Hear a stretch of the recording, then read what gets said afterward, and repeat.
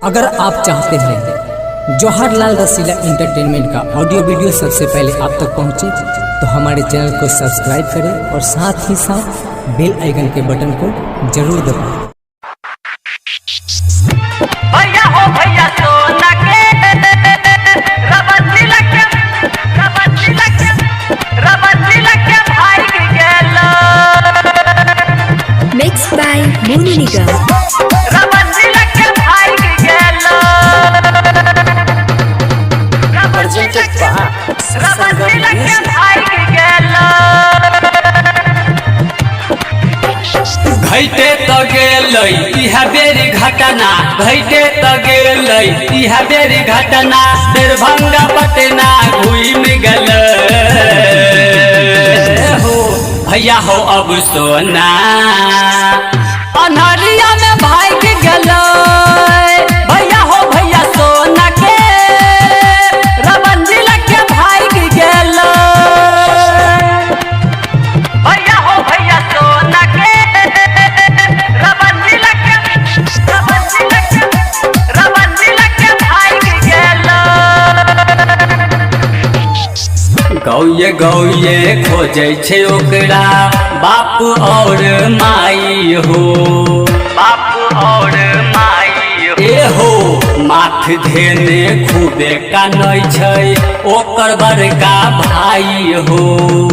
ओकर बड़का भाई हो गौये गौये खोजे छे ओकरा बाप और माई हो माथ धेने खूबे कानै छै ओकर बड़का भाई हो गौ समझ से लचहिर गेलै हो भैया हो अब सोना अन्हरिया में भाग गेलै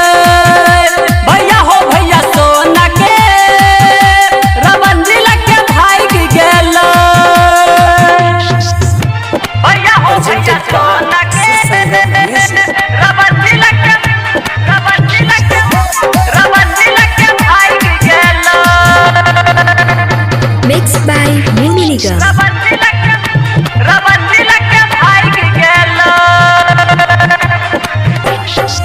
3 साल से चले हो छेलै सोनारा बंजी के चक्कर हो सोनारा बंदी के चक्कर हो ए हो इहा खातिर दिलकै जवाहर मोनू निगम टक्कर हो मोनू निगम टक्कर हो ए हो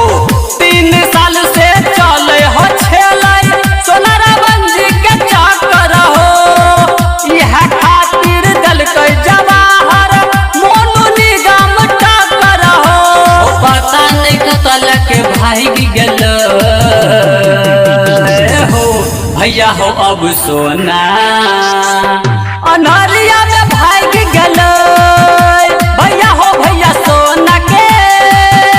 रबंदी लगे भाग गेलै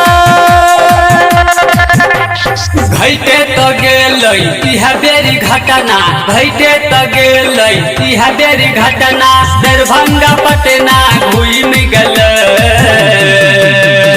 हो भैया हो अब सोना अन्हरिया